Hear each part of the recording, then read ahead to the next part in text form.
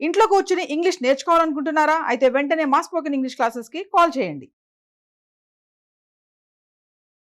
Hello నమస్తే welcome to Suman TV. నా పేరు కీర్తి. ప్రస్తుతం మనతో పాటు తోడు నీడ ఫౌండర్ రాజేశ్వరి అమ్మగారు ఉన్నారు. వీరితో ఈరోజు కొన్ని విషయాల గురించి మనం చర్చిద్దాం. హలో అమ్మ, నమస్తే. నమస్తే అమ్మా.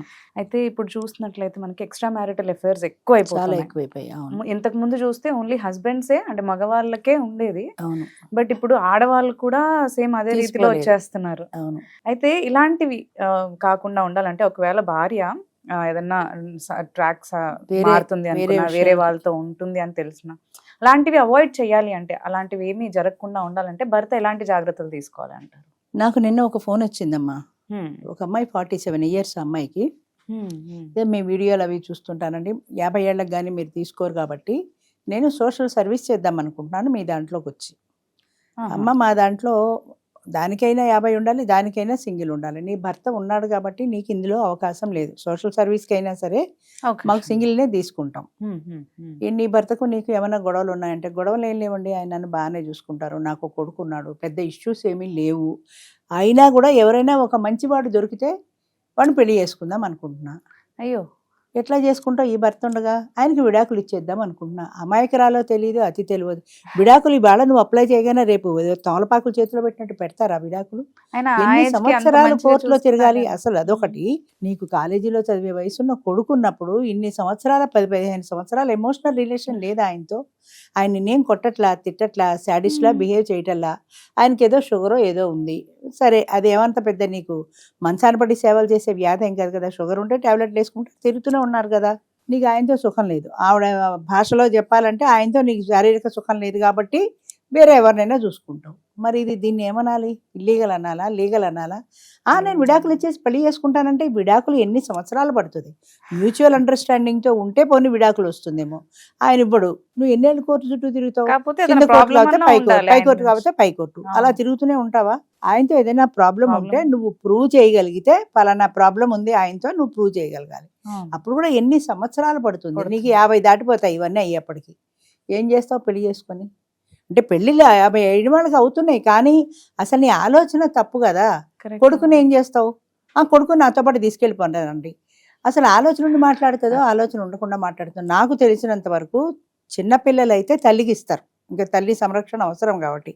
పెద్దవాళ్ళు అయిన తర్వాత తండ్రికి ఇస్తారు. ఒకవేళ తండ్రి కావాలి అని కోరుకుంటే తండ్రికి హ్యాండ్ ఓవర్ చేస్తారు. తండ్రి నాకు అక్కర్లేదంటే తల్లేమో కానీ ఎవరు కావాలి నీకంటే ఆ పిల్లాడు తండ్రిని అడిగితే తండ్రి దగ్గరికి వెళ్ళిపోతాడు కదా.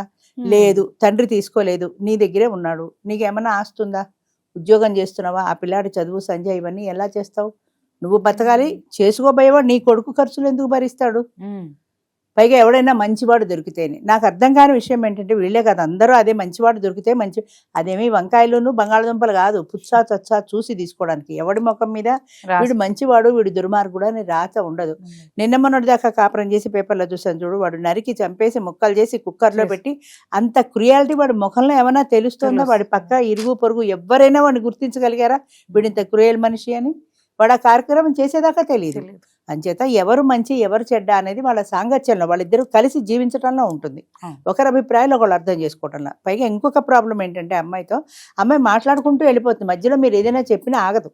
ఆ అమ్మాయి మాట్లాడేదాకా మనం ఆగవలసిందే, కానీ మనం మాట్లాడితే అమ్మాయికి ఆగే పద్ధతే లేదు అసలు. ఇంత మూర్ఖంగా 3 సార్లు హెచ్చరించినా సారీ అండి అంటుంది, మళ్ళీ ఆమె చెప్పుకుంటూ వెళ్ళిపోతుంది. అంతే, నువ్వేం చెప్తున్నావు అనవసరం.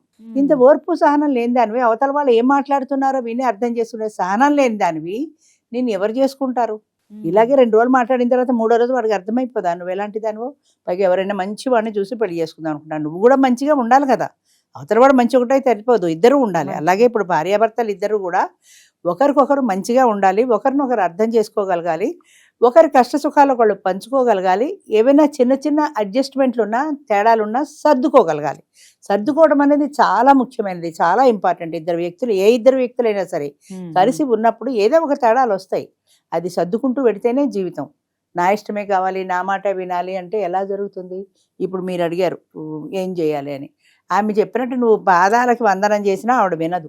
ఆవిడ మనసు వేరే ప్రేరేపిస్తుంది, ఆవిడ మనసును వేరే వెళ్ళు, ఇంకోటి చూసుకో అంటే బలహీనమైపోతారు మనుషులు. అంటే విల్ పవర్ లేదు మనుషుల్లో.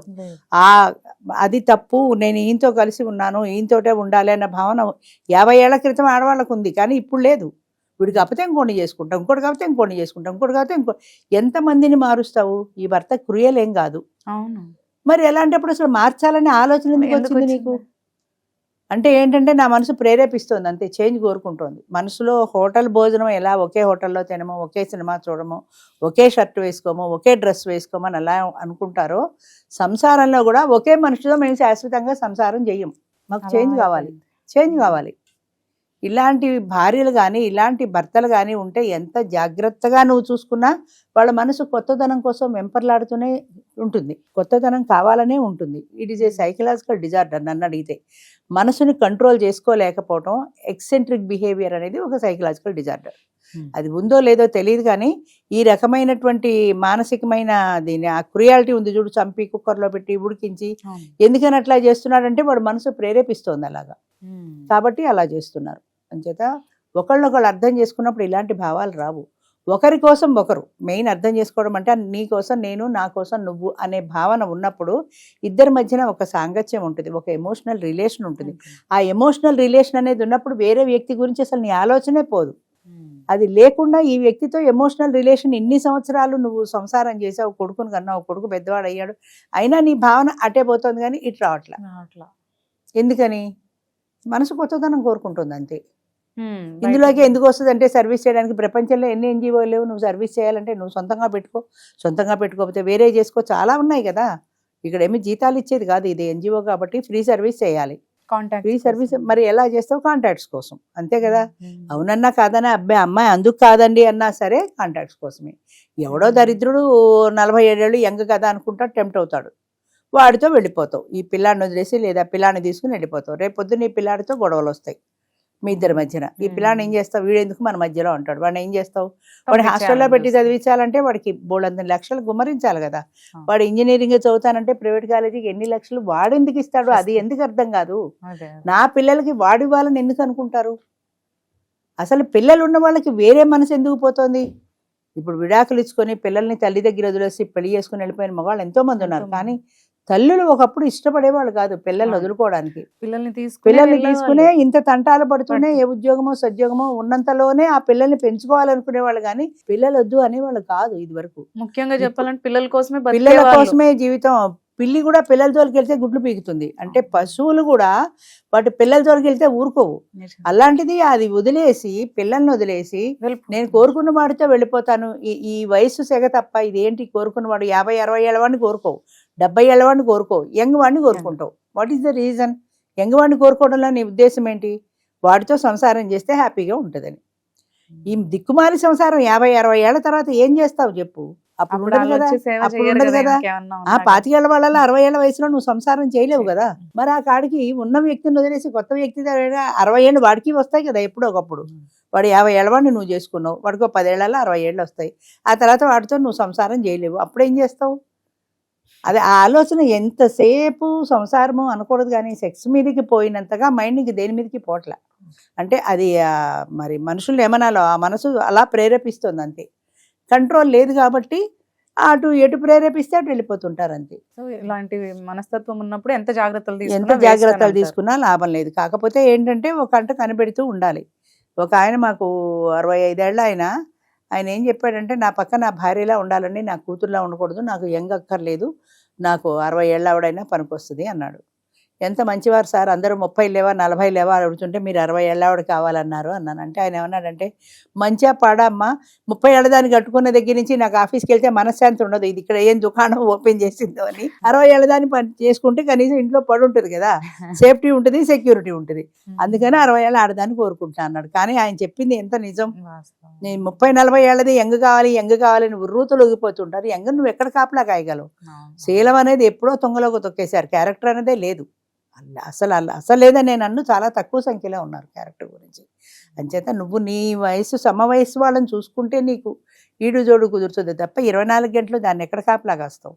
అంచేత ఏంటంటే ఇద్దరు భార్యాభర్తలు ఉన్నప్పుడు ఒకళ్ళ కోసం ఒకరు అన్నట్టు జీవించాలి. అది తప్పుదారి పడుతుంటే నువ్వు దాన్ని కంట్రోల్ చేసుకోగలగాలి 24 గంటలు. అలానే మన అనుమానం మొగుడు అంటారు, ఏమన్నా అంటే అస్తమానం నన్ను కాపలా కాస్తాడు అనుమానం మొగుడు అని. అంచేత అలాంటి పరిస్థితి లేకుండా చూసుకోవడం చాలా కష్టం అమ్మా. ఇద్దరి మధ్యన ఒక ఎమోషనల్ రిలేషన్ ఉన్నప్పుడు మాత్రమే ఇది సాధ్యమవుతుంది.